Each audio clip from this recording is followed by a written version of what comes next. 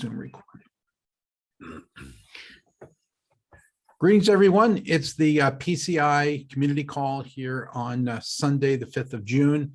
Remind you that we record our calls. If you have any objections to being recorded, this would be a good time to either remain silent or drop off if you don't agree to being recorded. Our guest today is Arthur Brock. I'll refer, because I've known him for a while, as Art.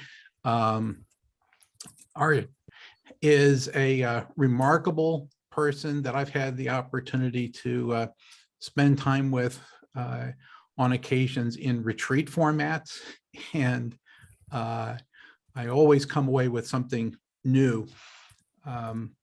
He can unpack a lot of his experience, but he started, as it says in his biography that I shared with you folks, the idea of building targeted currencies. Right? Don't think of that as just money, but it's kind of the flow of resources, the way that we interact with each other. And what this means in terms of post-industrial economies and where we're headed. So from a meta currency point of view, I think that he is the most knowledgeable person that I know, right, on this topic. So I'm delighted to have you with us. Art, you wanted to just get a little bit of a framing here in terms of which direction we might go in terms of next generation of web, or whether we want to talk about new economy, that they're kind of correlated, but it's emphasis, correct? So yeah. Well, you want to tee up what the choices are? A, B. It's an A/B test with Art. Yeah, and maybe there's time to get to both, but if we dive in deep, chances are maybe not. So my work in currencies, part of what I do is try to give people a mnemonic so that you don't just translate the word currency in your brain to money, because I'm trying to reclaim the word currency to be something more connected to its actual original Latin roots, to currere, to run, to flow, right? Like, so think current seas, like the tools that we create to make flows visible. And because, you could say that you could look at a frame here that we have people and we have resources, and then we have some coordination layer, right? We can call that coordination layer the economy, we can call it currencies, we can call it the internet, we can call it language. It isn't any just one of those things. It's actually the way that we configure all of those things together that allows us to have the collective intelligence to interact with each other and resource flows, right? And currencies, to me, are one of the most fundamental forms of literacy that I think we need to develop for enhancing our collective intelligence in a networked age, for these things being able to flow. And again, I don't just mean money, and I certainly don't mean just speculative crypto token nonsense. But I mean, think about a college degree as a reputation currency that is making visible a flow of learning that has been accumulated in a particular domain, so that you might know whether this is a person you could trust to hire as a structural engineer to build a bridge, right? It's useful to have these kinds of things to make that flow of learning visible, right? Anyway, I could go on, but there's a whole world around currencies as tools for collective intelligence, and how that can basically be, how that is a part of ushering us into information age economies that are probably post-monetary, and yet far superior in their coordinative capacity than the way that we currently use money in markets. And so that's one kind of domain, is unpacking that and exploring that in kind of a trajectory of evolution of economies that we've moved through time. And then the other domain is, was called in the invitation Web3, and I must admit to having a little bit of discomfort with the label Web3, because it's so hyped right now about things that are not really the next internet. They don't have the ability to scale. They don't have, the ability to build complex things. They're kind of still clunky, clumsy tools, and yet they're being hyped as Web3 and the next internet. And so I have a little bit of discomfort with that word, but nonetheless, I work in that space, and I've been building tools that I think are critical for our decentralized coordination, not just through centralized like surveillance corporations, which is sort of today's norm at the moment. But there's shifts afoot as we start recognizing some of the consequences of those choices.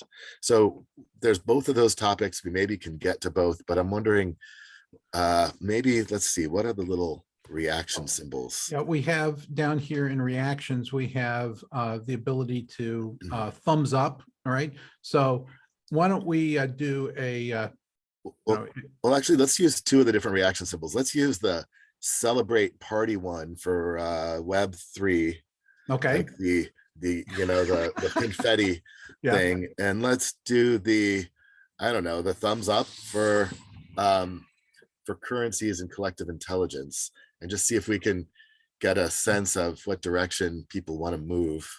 Okay. We're probably So going to be completely split. that's all right. Well, Eric is voting for both. That's allowed. We didn't say that wasn't allowed. I know it's a both and. We like both ands. All right. Oh wait, are they they're disappearing too quickly? No, they're not. Yeah, they just stay sometimes, Arthur, and then they go away after a couple One. seconds. Yeah. Okay, so everybody vote again now. Confetti for Web3, thumbs up for collective intelligence currencies. I've been seeing more thumbs, I think. I've been seeing more thumbs too. So I would recommend that we start with that. And then Okay. we get to confetti. We Great. get to confetti. Sure. It kind of naturally leads into that anyway. Okay. So for this one, I do think that there's some visualizations that are useful. So I may share screen and jump into a little bit of that. Okay. Casey, does Art have ability to share? You should have the clear. Fantastic. Yep, looks like I do. Okay. And as is our custom, as this goes through, we'll go to Q&A on the other side of this. We'll go to overtime after the first hour for a half an hour from 12:30 to 1 o'clock Eastern time. And that's for those of you who want to stay. If you have questions, put them in chat and I'll call on you as we get to the Q&A section. Okay, Art. All right, I am looking for the right window to share, and it's not showing up in the list, so I'm just going to share my desktop. Okay. Which means you risk Here it comes. Message pop-ups and all kinds of weird things, but oh well. Hopefully nothing, too crazy happens there. We can see it. All right, cool. So this is really, actually, you can kind of see by the date on this thing. I made this in 2009, was a little kind of ahead of the curve, I think, in thinking about this stuff. But I want to run through it really quickly, just because I find Prezi as a really useful tool for being able to kind of visualize this. So this is about new economy, new wealth, and where we are in this process of transitioning. So we're all familiar with these economic ideologies, right? And tend to think about the different possible economies in this frame. But when it actually comes into implementing those, there's actually a wide variety of ways that those can be implemented, depending on where control is placed. And, there's actually, it isn't quite as simple as those three choices. In fact, it's really not simple at all. There's all kinds of schools of thought about economics, and we've seen economic thought evolving over time, even into sort of these kind of modern heterodox like combinations with new forms of disciplines and that kind of stuff. So it sure seems like as humanity, we must know a lot about this stuff, except when you consider our ability to actually make things work the way we want to, maybe we don't know as much as we think. And I think there's something really important that we're missing, that we've forgotten. Like almost all of these things are framed in an industrial age economic frame, and we're actually no longer in an industrial age. So maybe the traditional discourse and debate has been happening in too narrow a context. And if we could just step back and kind of zoom out a little bit, we could see that there's a larger context that we can be looking at. So all of those, most of those economic models, maybe not some of the classical ones that are actually rooted back in the oikos Greek, ancient Greek, origins of the word, but most of the later ones basically focus on these three functional components of the economy: land, labor, and capital. And all of that is actually, the discourse is happening inside of a scientific paradigm. But that's all fairly recent, because if we look at the larger economic evolution, things were different back when we had natural economies for most of human history, where really the only economic component was land. We didn't have organized labor as a resource. We certainly didn't have capital and automation, mechanization. And most of this was happening inside of kind of a mythico-magical paradigm. And the kinds of technologies that emerged from this was hunter-gatherer societies, tribes and clans, people operating in the rhythms of nature as a part of nature, even potentially migrating with prey, or with the seasons and that kind of thing. Very different economic patterns than what we look at today. And yet there was the productive capacity of land, or the process that land uses to produce goods, that was the basis of it all.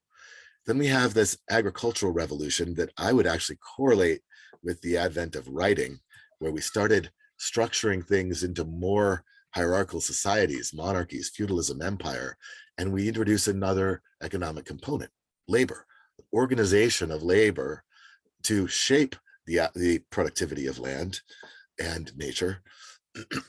And this happening inside of often a religious and hierarchical paradigm, yielding technologies of farming and husbandry and the domestication of everything, right? People, animals, land, for the production of food and resources. And these surpluses of food enable kind of a boom of population and specialization and more complex society, including the emergence of new classes, educated classes that can read, and ruling classes and hierarchies. And so some of the social patterns here are like cities and nation states that come out of this. Then we have the Industrial Revolution, which I would correlate to the beginning of that being the printing press, the first kind of factory making books. And we get these things that we're familiar with, where we started, these capitalism, communism, socialism, as things that are industrial age economic patterns. We've already talked about all that. But the technologies that emerge here are banking and industry, industrial production, mass production, through the tapping into steam power and water wheels and river power and electricity, in the later stages. And then our progress in science and manufacturing that's actually bonded with interest-based money from banks, which is also encoded to produce an economic growth curve, because you have to keep repaying the interest, you have to keep growing the supply. We end up having this explosive growth of technology technology population, as well as resource consumption. One of the challenges here is that industrial economies consume resources, they build widgets, right? And we have been reaching some of those limits of growth. And then some of the social patterns here, social structures that emerge, are governments and corporations as the kinds of patterns of collective intelligence we organize ourselves into. But then we have the electronic revolution. We start having instantaneous communication and start moving into information age economies. And by the way, you are here, right? We are at the end of industrial age economies. We have already begun some of the information age economies. We If we zoom out a little, you can see we're in the information age frame, but we're also still in the industrial age frame. But I think we are going to see very soon the falling away of most of what we know as finance and economics, which were all based in an industrial age and based in the basically coded for artificial scarcity in the way that the currencies work, and a whole bunch of other things that actually produce inherent inefficiencies and reduce our collective intelligence. So they end up needing to become replaced. So what does this look like? Well, it looks like the introduction of a new component into the mix. We don't just have land, labor, and capital. We also have information. Now, I just want to clarify something here with why I've put the parentheses in there. Information, it's really easy. I didn't name the information age, and I didn't name capital. I'm using the existing language here, but I want to make it clear that I'm not talking about data. I'm not talking about big data. I'm not talking about information as stuff. I'm actually talking about information as process. So if you think about it, if you could like snap your fingers and make all the software in the world disappear, would we notice an effect on business, on the economy, all that kind of stuff? We would notice a huge effect. And what is software but words, information that a programmer has typed, right? But what it becomes is embodied information, embodied process. Just like it wasn't really capital. I think calling it capital was almost a form of misdirection. It was the embodied productivity that capital allowed in producing factories and automation and those kinds of things. It was, again, process. And same thing for labor, was process. And even land is the process that nature uses to produce goods. But with each one of these new layers of process we add, we have kind of a quantum leap in capacity and in our coordinative capacity. And so information age stuff, we're able to coordinate on very different scales in very different ways. And we're beginning to move out of the scientific paradigm into a systems paradigm. Scientific paradigm being a little object-centric, object-focused. So systems paradigm being more flow-centric, back to currencies, flows. Then we start getting into new patterns, peered networks, open knowledge systems. We start seeing the industrial age steep hierarchies, the command and control structures, actually unable to keep up with the pace of change. And so they get outpaced by new patterns of collective intelligence, new adaptive organizations that can push intelligence to the edges of the network. And we start seeing then the corporations and governments, fiat currencies, hierarchical organizations getting replaced by more efficient ones. Like, who would have bet on Wikipedia outcompeting Encarta, at the time that happened, or on open source software and Linux outcompeting Windows in the server space? Like, who would have bet on those things? But the thing is that they're more agile. They're more adaptive. And so they inherently compete better in these spaces. And it's not because of the old school economic advantage. It's because of the adaptive intelligence that we have in them. And we're going to see those outcompeting even centralized riches and power and wealth as held in the industrial age frame. Let's just really look at time frames, anywhere from millions to 100,000 to millions years of human history, depending on how you count human history, was natural economies. It's really only in the last 10,000 years or so that we switched to these agricultural era economies, and really only in the last 500 years, industrial age economies. So it's just a really kind of tiny recent blip. So how long will we be in information age economies with this time compression that's happening?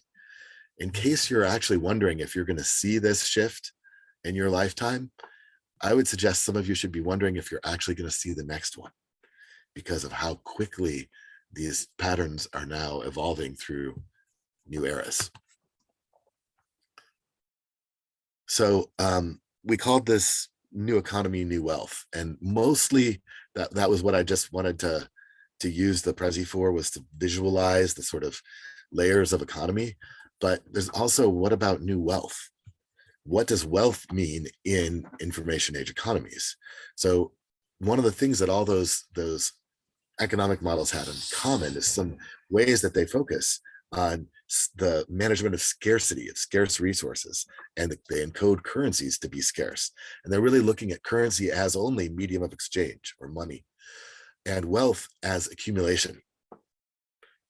But those assumptions no longer really hold in information age, because information age assets don't follow industrial age scarcity principles. They actually grow in value when shared, like open source software, or like thinking about the first fax machine or email account that had of no value to have the first email account. There was nobody you could email. The value of the coordination capacity grows when it's shared, not when it's held scarce. And so we actually have an inversion of some of the dynamics here that's really important. If they don't revolve around scarcity, then all of our models that are built around managing scarcity are inadequate to see the patterns that happen in information age economies. Also, they're more than money. They're not just a medium of exchange, but store of value, unit of account, token of status, measures or metrics.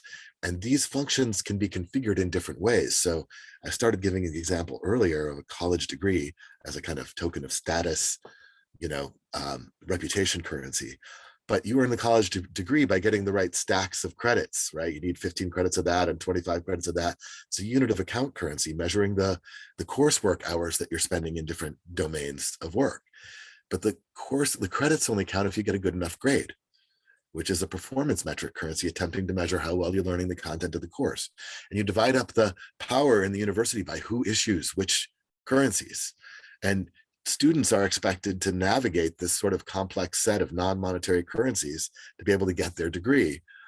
And I'm not even suggesting that this is a good configuration. I'm just suggesting we actually are adept at navigating these as collective intelligence tools without realizing how much we do this. We navigate dozens of different types of currencies every day without even thinking about it, most of which are non-monetary.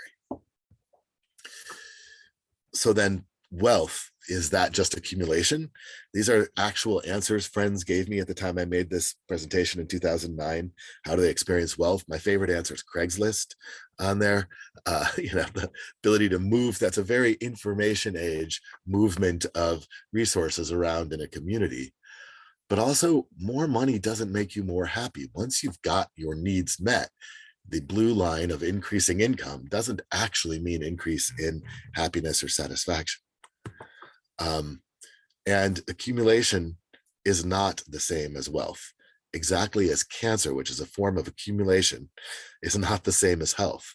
Accumulation actually can create toxic concentrations, just in the way that cancer is a kind of toxic concentration in the body. So if these rules are changing, what does the new landscape look like? How does this new wealth work? And I would say that what I want to do is look at, from a living systems perspective, how these things can play together. And that most of this discourse has really been historically happening in the context of tradable wealth and scarcity at the level of parts and products of a living system. But living systems also have properties. So if you think, let's just take the human body, for example, parts and products, if I have adequate nutrition, I can produce a surplus of blood such that I could donate blood or sell plasma or platelets or, do different things like that as a product of my body. But the blood has certain properties, like blood types, for example. Or part of what might make the blood really valuable is I might have developed some antibodies for a rare disease, and that those antibodies want to be used, incorporated into some, pharmaceutical enzymatic process or something, like there are properties of the blood that's different than the way that we measure blood to trade. We can't trade blood types, but we, can trade pints of blood, for example. Then there's performance of systems. This would be like blood pressure. I'm just going to go really quickly here. Relationships of systems. This would be like your cardiovascular health. It's not even rankable anymore because there's too many dimensions in play. And the context is shifting away from scarcity into these broader contexts, all the way out to the realm of possible wealth, where we have the evolutionary capacity of systems, the ability for systems to self-modify at other layers in the systems, to have a representational frame to allow to understand the dynamics of making changes in these other layers, such that we can change parts of products. We can install a pacemaker. We can do a heart transplant. We can train for a marathon. We can alter patterns at these other layers. And what's weird is there's different currencies that come into play in each of these different layers.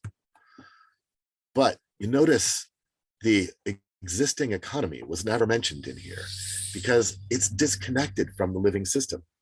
It's like a gambling market. It's speculative wealth. It's poker chips betting on the living system instead of being the living systems. So here's some examples of currencies that are actually the types of currencies that are used at these different levels. And I just want to mention maybe the nameable wealth realm.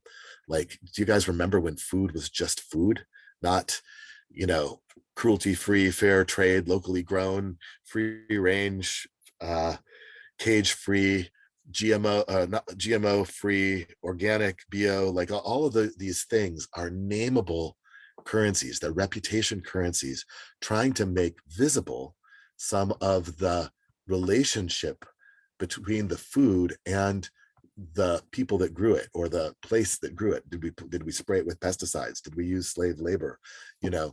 And we are caring about these patterns now, and so we're having to make currencies to make those flows visible and expose different types of value for better collective intelligence. I'm actually just going to stop there, even though there's a little bit more. And I was just wanting to set that up as kind of a frame for discussion and inquiry. And now I've talked for longer than I intended. So I'd really love to have the rest really come out of feedback, questions. And if anybody had the confetti hat earlier, you want to have some of those questions steer toward Web3 and the frameworks for building these kinds of collective intelligence coordinative systems, happy to go there as well. Fantastic. And I would say that the investment that you made, what would you say, 2009, has held up very well, right? So clearly you were ahead enough, right, in terms of your thinking that it'll probably still look fresh another 15 years from now. Right. But let's hope that things start to move a little bit more rapidity. Guy Huntington, you were first in our chat, so I'm inviting you to join us. Thoughts, questions for Art? Okay. Do you see me? Okay, Art, I really liked your presentation. I'm a systems type person. I utterly agree with everything you said. But down in the legal weeds, which is where things need to happen between systems, it's a real whopper mess around the planet today. And I focused on legal identity for AI systems and bots and humans. And so making all this shit work across all these different systems at the planetary and local level is damn hard. I'd like to hear your thoughts on that. I have some biases already kind of encoded to our approach for identity. I think for a lot of these digital age systems, we end up really needing to use cryptography a bunch.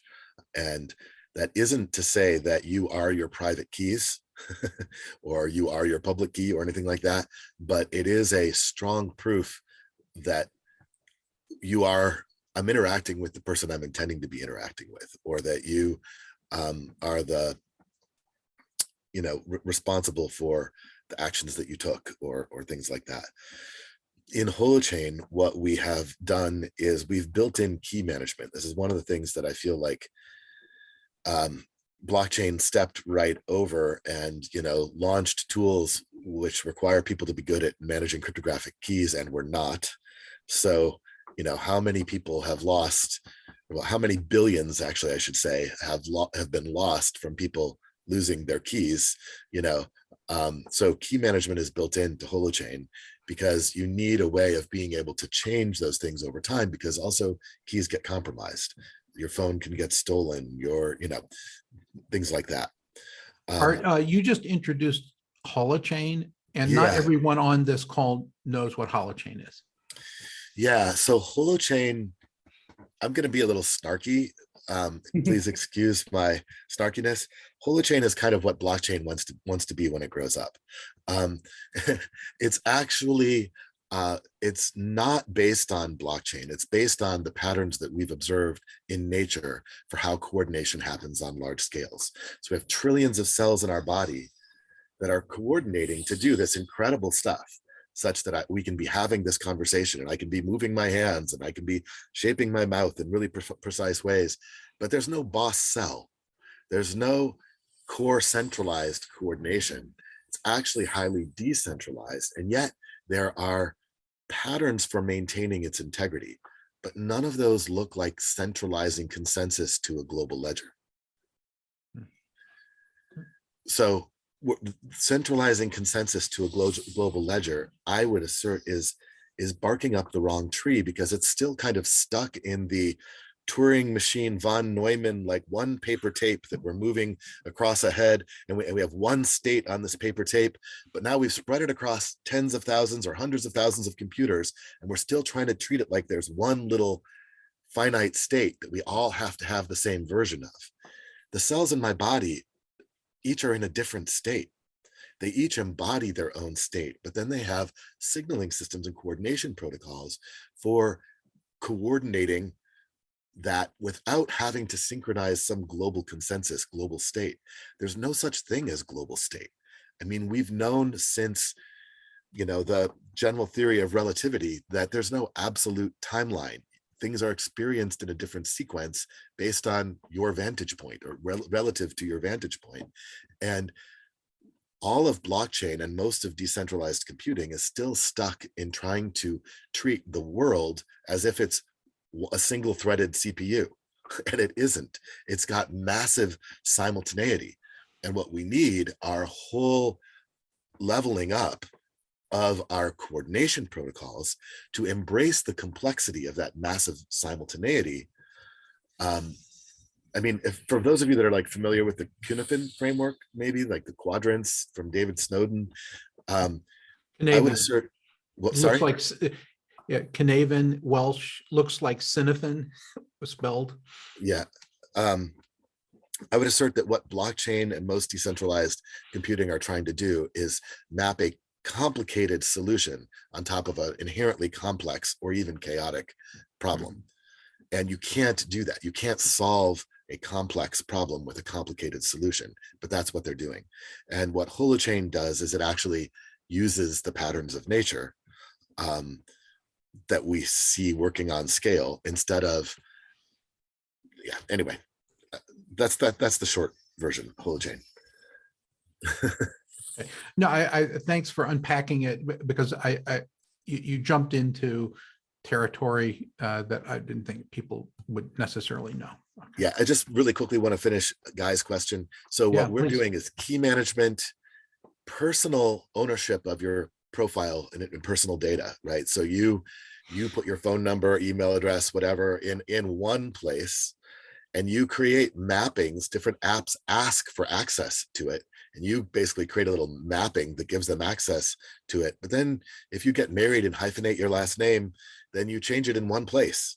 You don't have to go to 1,000 different places. You own your data, and you get to say what your phone number is or what your name is that you want to go by.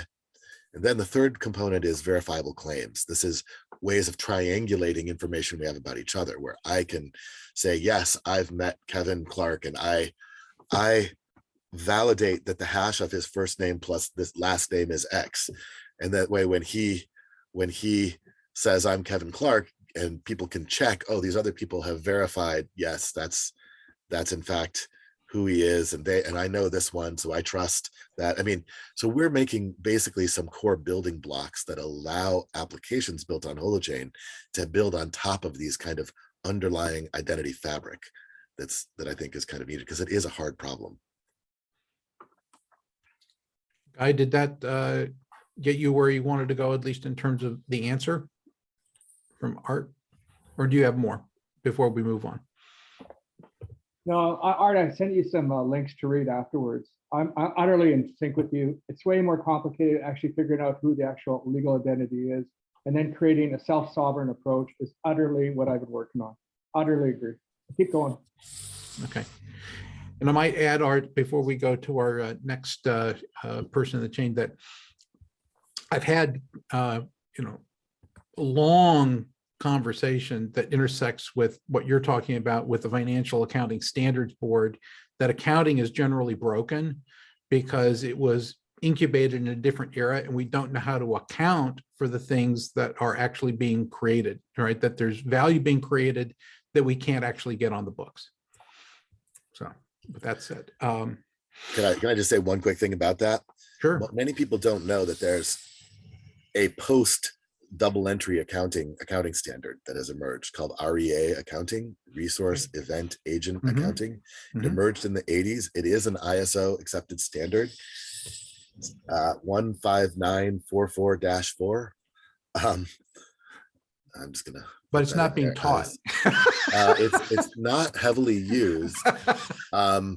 15944-4, because it's actually really useful to learn about. And then there's a project called Holo REA, or actually it's now changed to HREA. I'm just going to put a link in here. That's for great. it. This is the organization's repository on GitHub.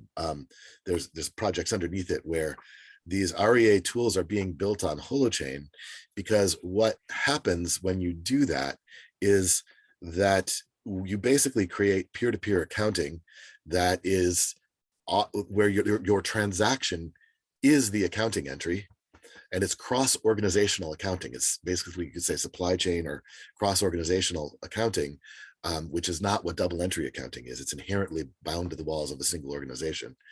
And anyway, I would agree, accounting needs to be replaced. But what starts to happen when you implement REA on Holochain is your normal business units of account, like if you produce cases of whiskey or bushels of apples or whatever business you're in, can actually function as a cryptocurrency.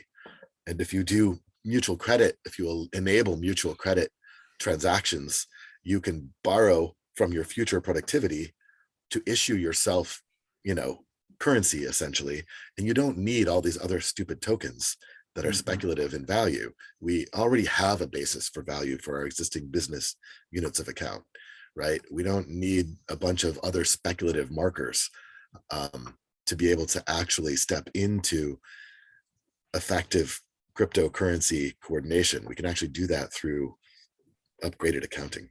Yeah. What we produce can stand in as the unit itself. Yeah. Yep. Okay. I always find this, interesting. Light bulbs start to go off.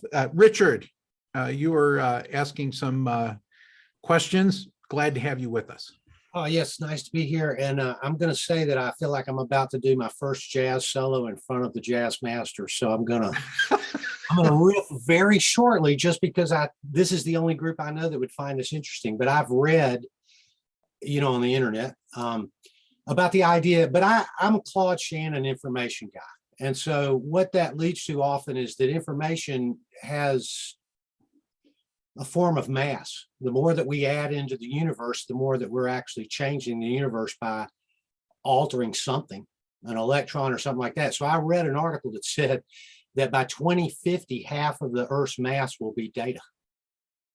So just the way I tie that together is that we look at our parents and think, how could you smoke cigarettes? And our kids will look at us and go, how could you hold that cell phone up to your ear? I wonder if their kids will say, how could you generate all that data without understanding what it was going to do? My thought.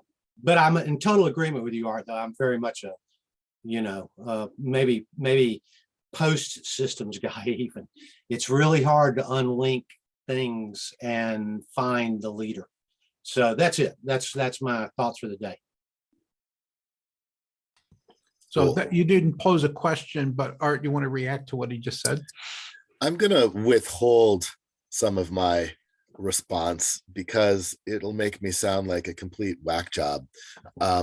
But I think that the information mass thing that you're talking about goes way further, and that even some of our models of gravity, mass, and energy are actually deeply wrong in missing a bunch of information theory stuff, and that that it is possible that most of the mass in the universe already is purely information. And that's all I want to say. I could go down a big long tangent, but yeah. Okay, very good. Thanks for introducing that, Richard. Greatly appreciate it. Barbara. Yeah, hi. Really enjoy your talk, Arthur. My question pertains to the evolution.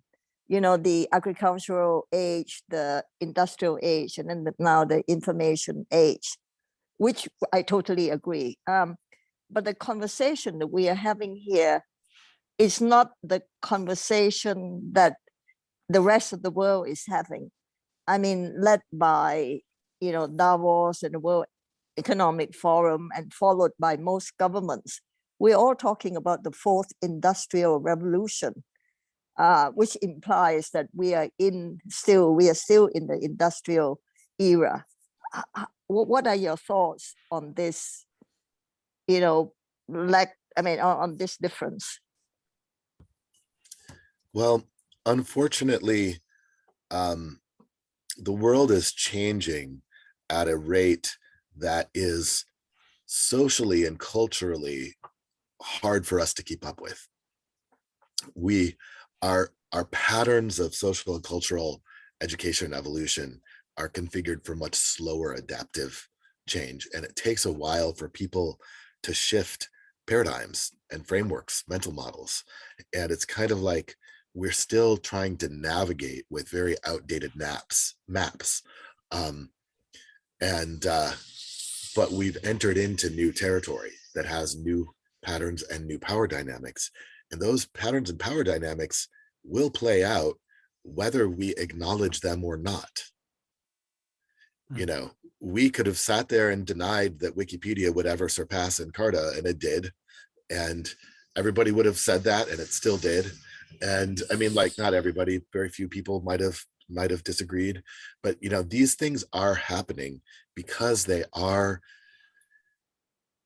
native to the patterns of effective information flow. And information, while there may be mass, moves much more quickly than resources, and it changes much more quickly than our nervous systems and our mental models. And so I agree that the discourse has a lot of catching up to do, but I think it's almost a little worse than that.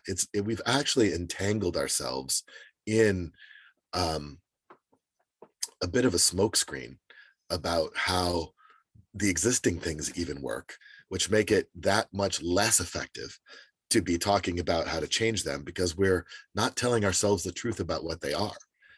Like if you look at the cryptocurrency space, and I'm sorry if there's anybody here that's like a really big crypto fan, and it sounds like I'm beating up on the crypto space, that it's a little bit true. I apologize. But you know, it's like they're trying to solve a problem, but they misidentified the problem. You know, they identify fiat currency as issued by the government, but our currencies are not issued by the government. They're issued by banks. And, you know, the problems that we have with our currencies have to do with the centralized control, how quickly those things come together. With centralized control happened of Bitcoin way faster than it has happened of dollars. You can get 5 people on a stage that control 92% of the mining power of Bitcoin, you know, and you can't get 5 people on a stage that control 92% of the issuance of dollars or euro, right? It's actually more decentralized than we think. And so I'm just using this as an example of our maps are so bad that we are building things in reaction to old systems that are already kind of irrelevant and being replaced for other reasons. And but you're right, I think the discourse has a long way to go to catch up.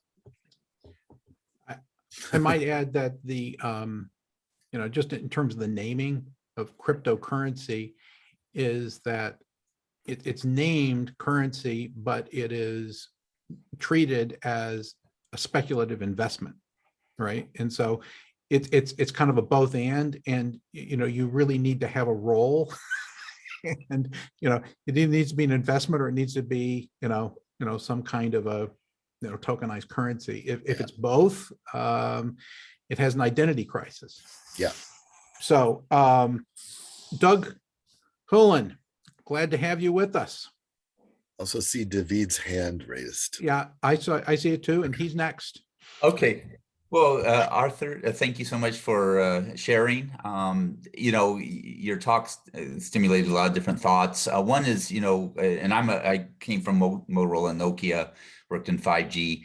So I'm a big information guy as well. Actually, one statistic I like is 40% of the internet is cat videos or other pet videos. Probably a big part, another part is videos that you don't want to watch or shouldn't be watching. Anyway, but information, but there's, got me thinking about the service industry. And actually I did a Google search as you're looking, and they said 55% of GDP in the world is services, which is kind of associated with information as well. So, there's this basic needs that need to be met. If you don't have energy and food and housing, having all the information and it doesn't matter, or services. So there's basic needs that need to be met. And then on top of that is a possibility of abundance. So can you talk a little bit of, how do you meet basic needs, because that's, what we need globally.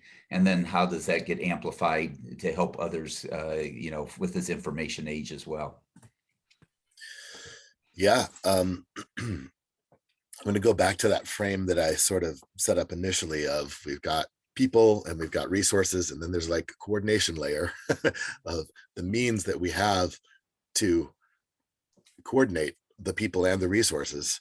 And, that involves language and technology and currencies and all those kinds of things. The good thing is that most of what we need to survive is renewable.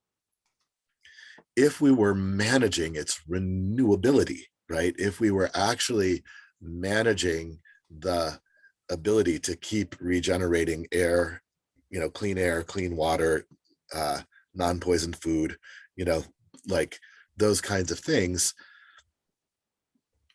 that isn't finite. That actually has the ability to keep spinning in a renewable manner.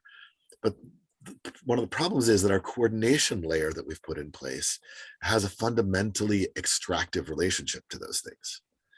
So if you remember that diagram where the speculative economy was actually disconnected from, it's a betting market on the system.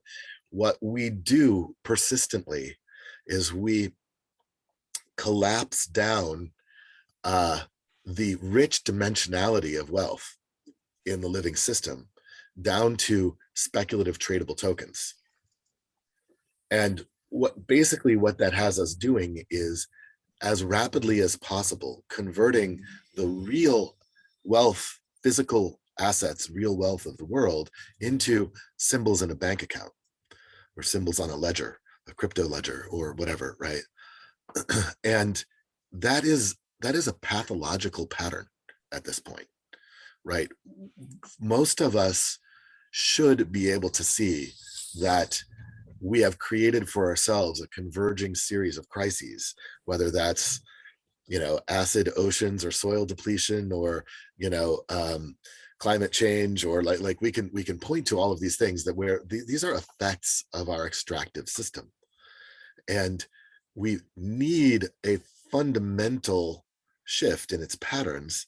And part of the thing that drives that extractiveness is the artificial scarcity that the currency is keyed to in terms of being issued as debt which bears interest.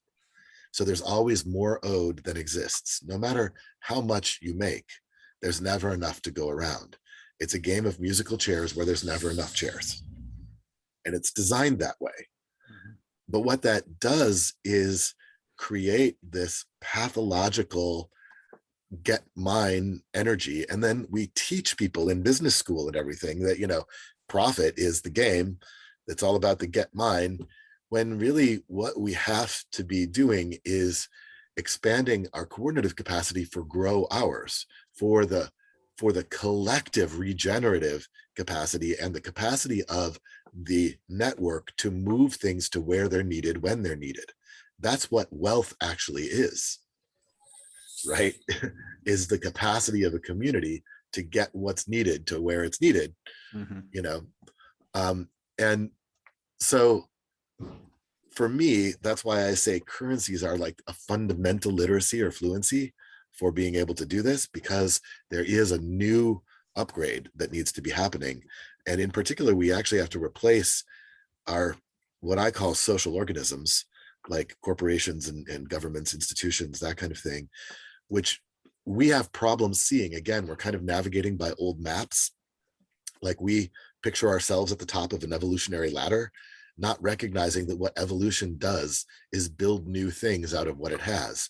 We have a lot of people. We've built new organisms that have their own encoded patterns of intelligence, right? They have self-preservation instincts. They can spawn offspring. The pattern continues of that corporation, even though the people are changed through it, right? And you might think that it's just a collective of the individual behaviors, but it's not.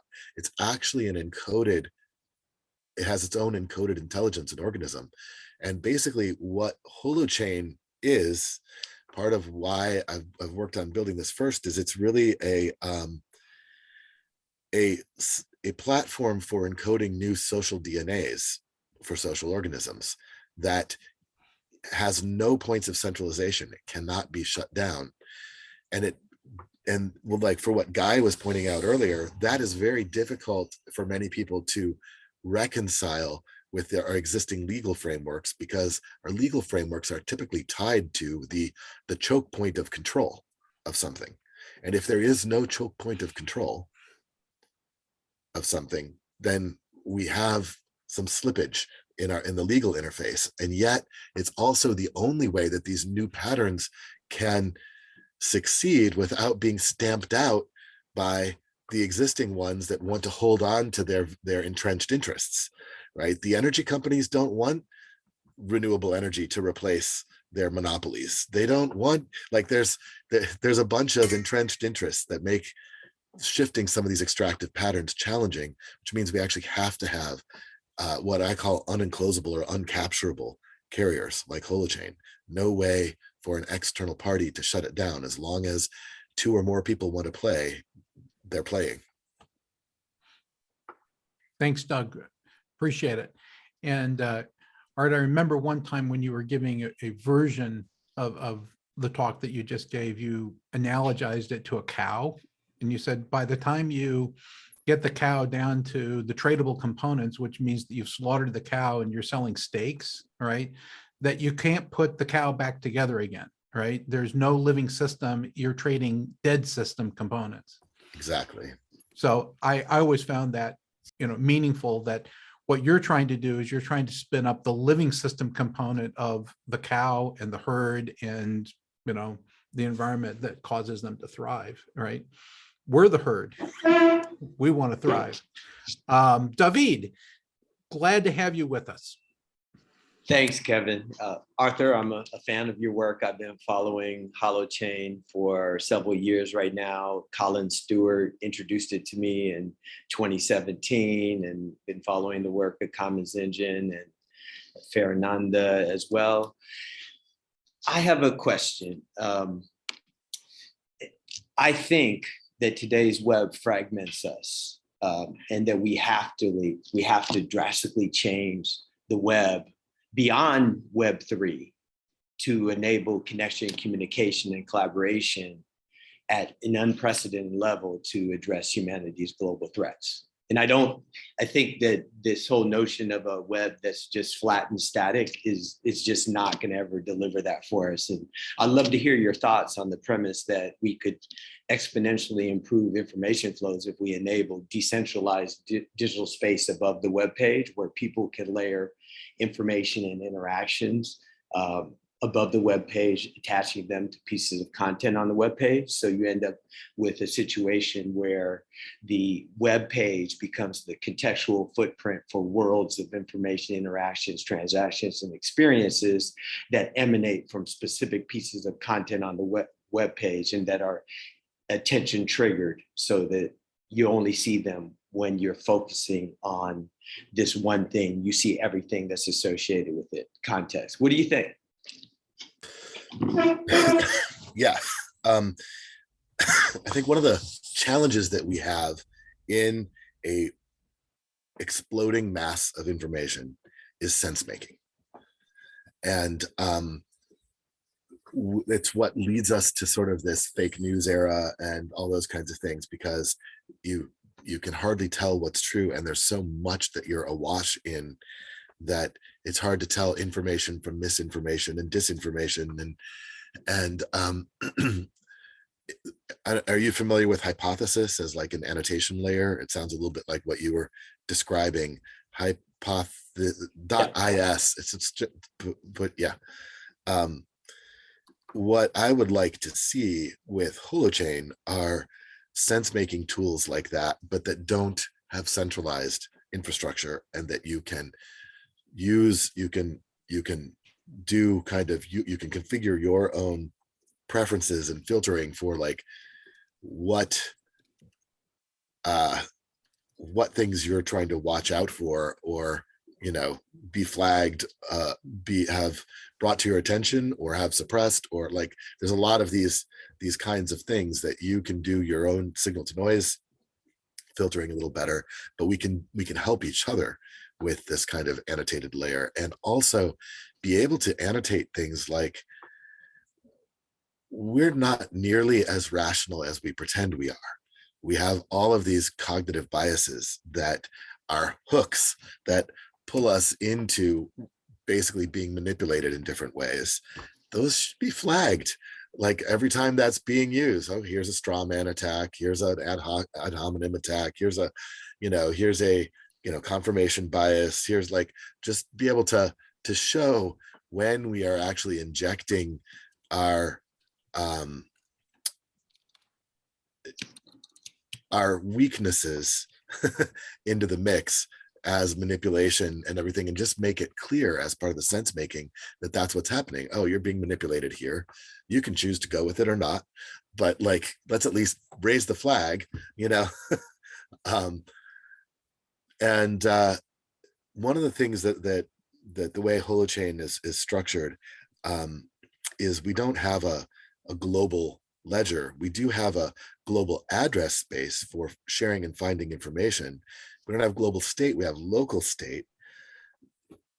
So everything preserves provenance as it's shared into a shared space. You know who it came from, when, in what sequence in their history, and in terms of their local chain of only their actions, not everybody's actions. And to me, this starts making a whole other kind of thing possible in terms of what I think of as kind of the verified web. It's like, where the information came from, as opposed to you don't know where the information came from. And I think just from a sense making signal noise perspective, as we start being able to have a kind of a verified web operating in parallel with an unverified web noise machine, you're going to start seeing migration and movement of people toward the verified web, because we can do better sense making. And so I feel like there's a bunch of these things connected to what you're pointing to, and that we're part of what we've done with Holochain is we've really encouraged developers building apps on Holochain to think of it as microservice architecture, where you can put small, not overly complex things like tags or comments or annotations, and compose those things together in new ways, so that we can actually get these kind of layers you're talking about of new patterns of intelligence and sense making. Thank you. Thank you, David. Yeah. We're at the bottom of the hour, where we joined up with Art an hour ago, And so for those of you who need to depart, this is our scheduled time. We do overtime now for half an hour. Would you be able to stay with us, Art, for anyone else? Great. So we're doing our overtime session for Q&A now. And welcome your thoughts and questions. I see Mike Nelson's hand up. He's first in overtime. Mike? Well, I sit in Washington, so I'm going to ask a Beltway kind of question. Didn't want to involve everybody else in this, but as you look around the world and particularly look at the states of the United States, do you see any politician who has any clue about how these systems could change our economics? You know, how the holochain or DAOs could fundamentally change our bureaucracy. I had the pleasure of working with Al Gore back from 1988 when he was a senator until 1993 at the White House. And he was a champion for the internet, for the web, for new ways of managing data. And it made a huge difference because it gave other politicians permission to get involved and to talk about this crazy thing called the web, not only in our country, but elsewhere. But I haven't seen anybody. I mean, there's this incredible opportunity and everybody's fixated on cryptocurrencies. So give me hope. Tell me there's a politician who gets it and actually might support a technology that makes politics and politicians less relevant and powerful. I don't know that I can. Well, that's no good. It feels like at least the patterns that I'm talking about are so far off their radar screen. Certainly cryptocurrency as an existing source of wealth and financial transactions that should be taxed or could be taxed or, you know, could be used for money laundering or for terrorism or, you know, like certainly that has entered into the radar screen of politicians. But that's 90% of the people who are getting into that are looking at it as a way to exert more power. Let's have a national currency linked to our, you know, national cryptocurrency linked to the existing currencies. And now we'll be able to track every expenditure. I'm not seeing people talking about the liberating capabilities. No, you've got central bank digital currency projects that have been emerging. But as far as I know, none of those are really thinking in very new ways either. I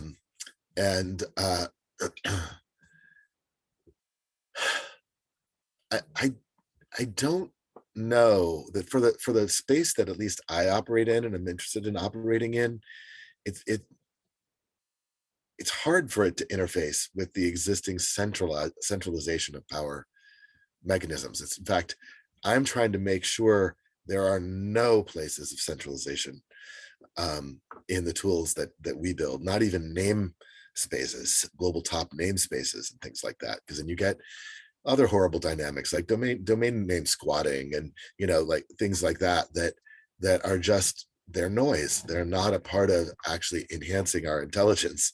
They're the speculative extractive dynamics carried over. And when you create a space that those speculative and extractive dynamics can't interface, it's hard for politicians, for lawyers, for even technologists in many cases and entrepreneurs to figure out, well, how does this work? How do I make money in the same way? Well, you might not in the same way. You might need a new way.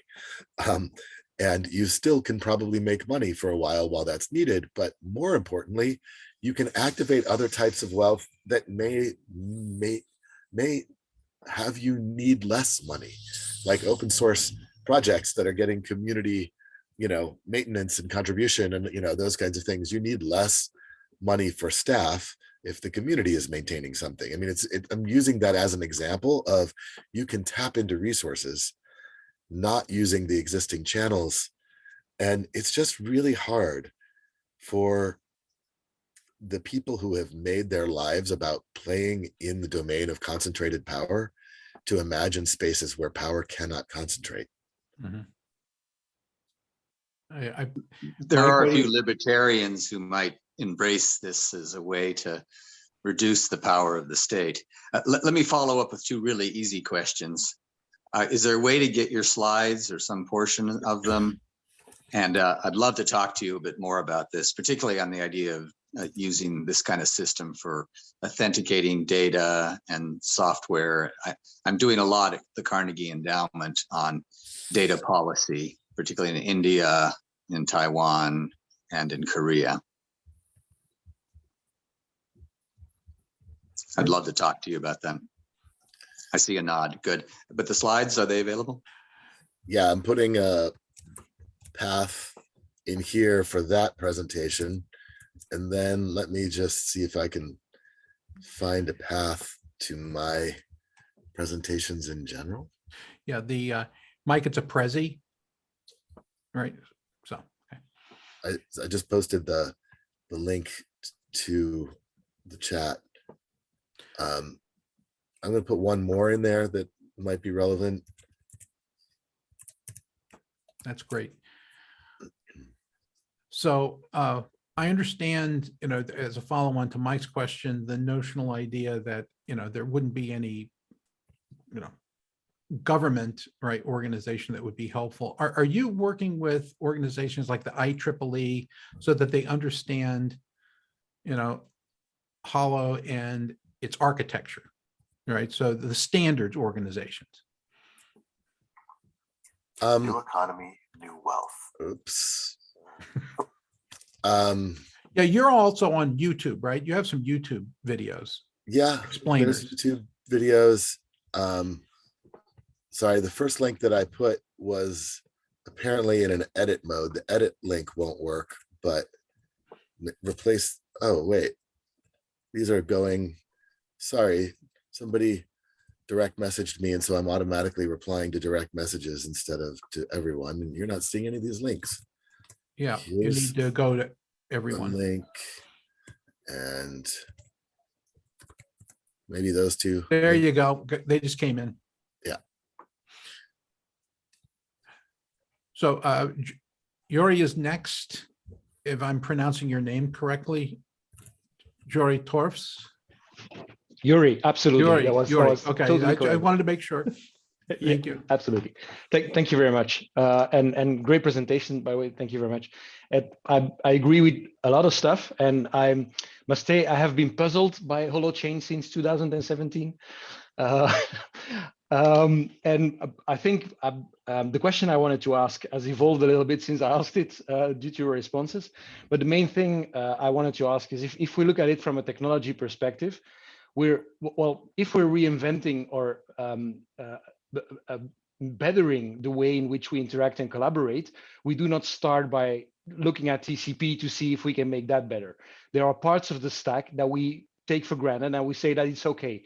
And so what I couldn't really identify is where Holochain forks from, at what layer Holochain forks from what you call the other blockchains, because there are like thousands of them at this point, I guess. And to me, that leads to the next question, which is like what I think what David said, like, oh, Art, is there anyone working on DAO platforms for Holochain? And I was like, that is not the point. The point is anyone solving identity and governance for a distributed internet? And whether it's on Holochain or any chain, I have trouble seeing that. And maybe you could clarify my thing here. Yeah, so let me back up to the technical fork question. It is not a fork of blockchain. We designed these patterns before we'd ever heard of blockchain. We wrote our first paper on doing triple entry transactions in countersigned chains back in 2009, somewhat around the same time as the first blockchain paper, Bitcoin paper, came out. And we hadn't seen that paper or known about that paper or anything. And it's not a fork from blockchain. So you're going to have a problem seeing how it's a fork from blockchain because it isn't one. It's a little bit more, if you have to frame it in existing technology frames, it's a little bit more like Git plus BitTorrent.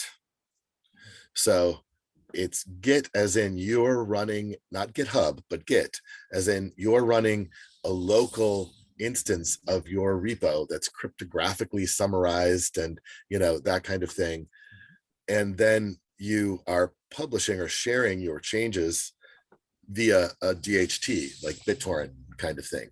And DHTs, we've made some really interesting advances in the DHT space, such that we have ways of representing space-time and hashing space-time down to single things that we can basically have a single hash represent the state of any segment of space or time of the DHT, and which allows us to have gossip algorithms be extremely efficient for being able to find where we are out of sync on data and things like that. And because what we have, instead of most DHTs have this sort of tracking overlay layer that tell you where to go find the things, we don't have a tracking overlay because that would be too centralized. What we do is we actually move the data to the nodes whose addresses are close to the hash of the data. So it's all a content addressable space, and my public key is my address, and I hold data that's near me that in hash nearness, right? And we therefore just keep the DHT balanced and alive, and it's a gossiping algorithm where we but let me just note, every holochain application is a separate peer-to-peer encrypted network. There's no the holochain like the Ethereum blockchain, because yeah, I'll just leave it at that. Okay, so if I understand it well, holochain is like, it's a part of the puzzle. It's a piece of the puzzle, like IPFS is a piece of the puzzle, like blockchains would be a piece of the puzzle, or do you see it more like centralizing the entirety of what's needed for a Web3 environment inside one toolbox? You can use holochain to interact or interface with other systems. Like, I think part of the adoption curve is going to be from people who it's too expensive to store information on chain. So we've got like NFTs, you know, you can't store them on chain. And so people are trying to use things like, well, they're actually using a lot of centralized servers. Sometimes they're using something like IPFS, but IPFS doesn't have any validation mechanisms, and it doesn't have any uptime guarantees. Like, it doesn't have any guarantee that this will continue to be hosted by somebody. And so one of the things we have is, there's a project that's basically linking NFT marketplaces to holochain as the sort of side chain for storage of the NFTs, and can be tied into the smart contract with validation rules on the holochain side, as well as in the smart contract side on chain. So you can make holochain play with other things, but I think what we're going to find is that that's how blockchain people start to use holochain is, oh, I can actually afford to store stuff on chain. I can get the guarantees that I need. And then they're going to realize this isn't really a side chain. I don't need a main chain anymore. I can get all of the integrity guarantees that I need from a space that has no global consensus. It's just very hard for people to understand that right now, because we've made the mistake of thinking that the game is about consensus instead of about validation. But the game's always been validation. Even Bitcoin, you can choose whatever Bitcoin miner you want to run in terms of mining software, but everybody runs Bitcoin Core for validation. Otherwise, they risk forking themselves off into a space that nobody else will accept. So the fundamental thing has always been validation. Consensus is a distraction overlay. So is that helpful? Yeah, and absolutely. then I'm posting a link here to a soft DAO that we've built on Holochain. It's actually a soft DAO builder kit, where we're, like how Ethereum has its EIPs, Ethereum Improvement in Proposals, or ERCs, requests for comment.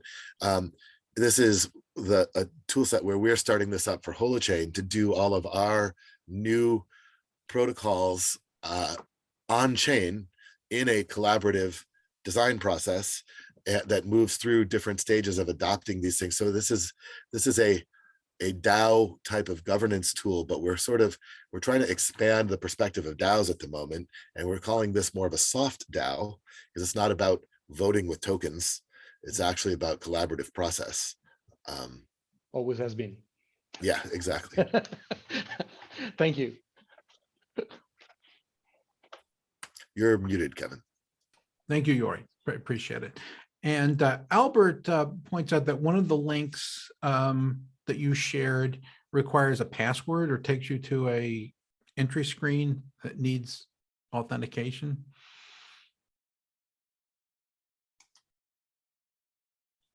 I'll see what I can do about that. To a login screen.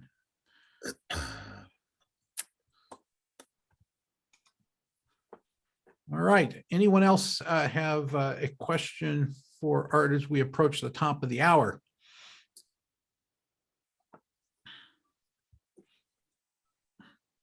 Thank you for sharing that link, David.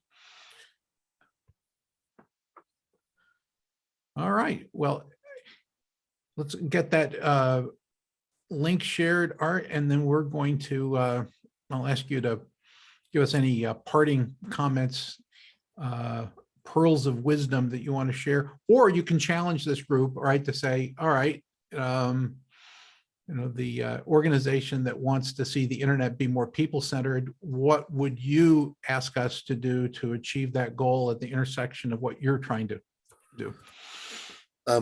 Can you first retry that link? I just changed the permissions on the Prezi. Hopefully that's open.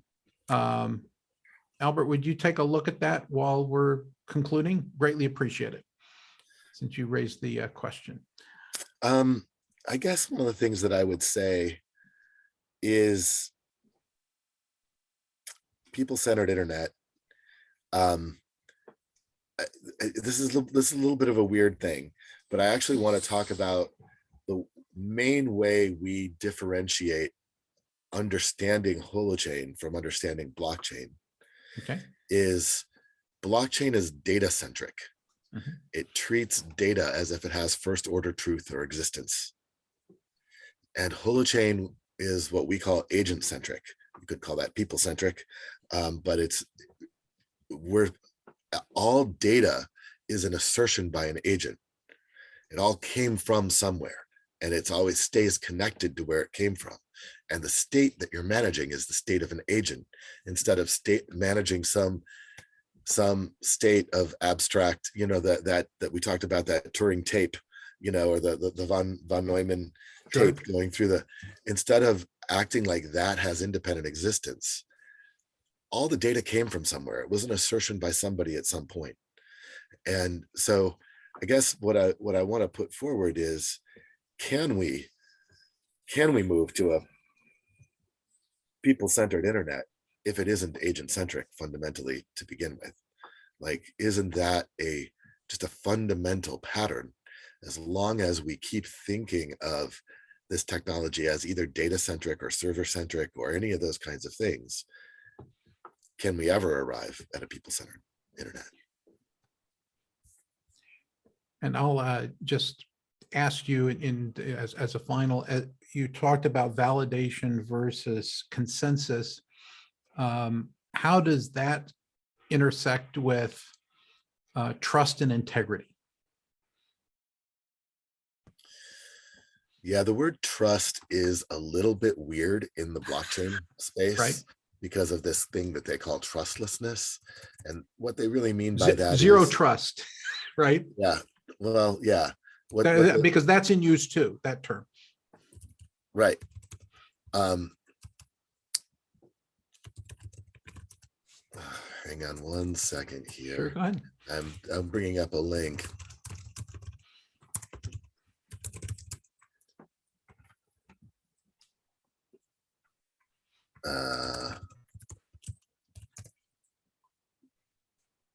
All right. So I will share this link also in the chat. Where'd the chat go? Oops, I'm about to share with a direct message again. People direct messaging me.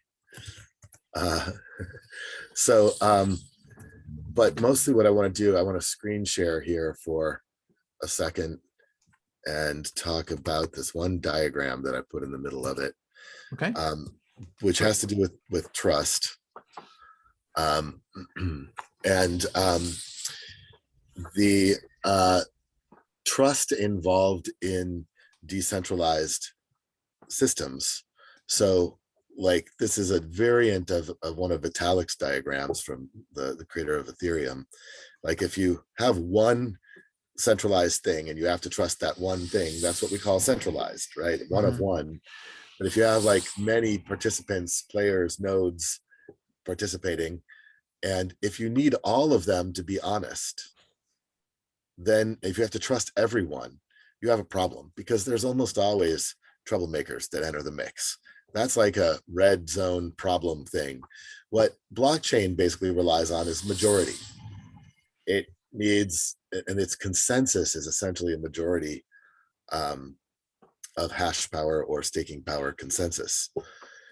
What's interesting with Holochain is that because every application in Holochain, let's say we're doing, I don't know, a Slack chat or a Twitter app or whatever, the very first entry in your chain is actually the application code, what we call the DNA.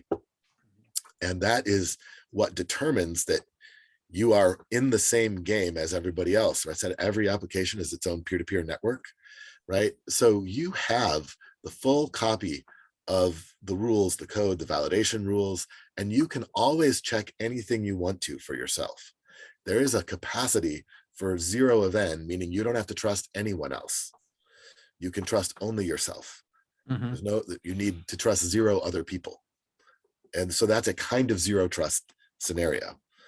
But many times what you're doing is you are requesting data from the internet that you have not validated, and it's a bottleneck to make everybody validate everything. Then you're back into the slow inefficiency of consensus already, right? So what we do is we divide that work up into pieces, and we trust that there are some honest nodes on the network.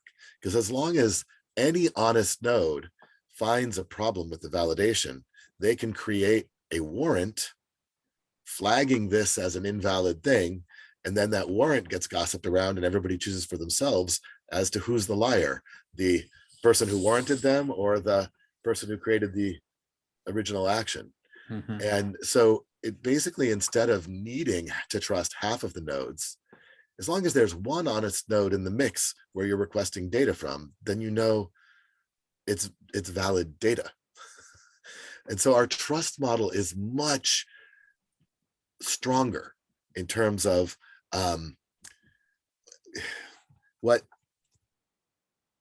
this is a little weird way of talking about it, but do you guys remember the movie A Beautiful Mind? It was about the mathematician John Nash. He was, one of the things that he did was he contributed a concept to game theory called the Nash equilibrium, which is basically, if you have a bunch of people who have agreed to a set of rules in a game, there's a question, you're sort of at an equilibrium point, and there's a question of, if I cheat and it benefits both you and I, can I get you to collude with me to break the rules of the game? You know, and there's a risk that you won't, and that kind of, you know, like in Holochain, every app is basically operating in what's called a strict Nash equilibrium, because every app is validating the code of other app. And if anybody cheats, we have an immune system, that warrant that I mentioned earlier, that flags that person as a cheater, and then everybody just adds them to their block list and drops them and says, this node is no longer playing by the rules, we won't play with them anymore. And so it's this really strict Nash equilibrium. So it's weird. I know you may not have had this in mind when you asked the question, but what we're trying to do is create spaces of social coherence where social trust is easier by having this underlying layer of strong validation that we are operating under the same agreements. So that you don't have to think about that part of, am I getting scammed here, or am I, right? Like, we're following the same rules, and the underlying system helps protect that, so that, or ensure that, so that we at the social layer can have a little bit more freedom and latitude with each other by creating that safe space. Got it. Thank you. Yuri, I see your thumb up. You have the last question before we conclude today. No, it wasn't a thumb up, actually. I was agreeing with what Arthur was saying. Oh, I see. Very good. Well, okay, so it wasn't a question, it was just your agreement, and that's great use of Yeah. the technology. Art, thank you so much for being with us today. It was, time flew by, as it usually does when we spend time with you. I know that there are a lot of direct messages to you, so it looks like you have some new fans or questions. That's fantastic. I think that it would be wonderful to see these ideas spreading more widely quicker, and maybe we can have a conversation about that sometime. But with that said, thanks for joining us on a Sunday on your early days back from another continent. And everyone, thanks for being part of the PCI community call here. Have a great week ahead, and we will see you in 2 weeks with another community call. Cheers.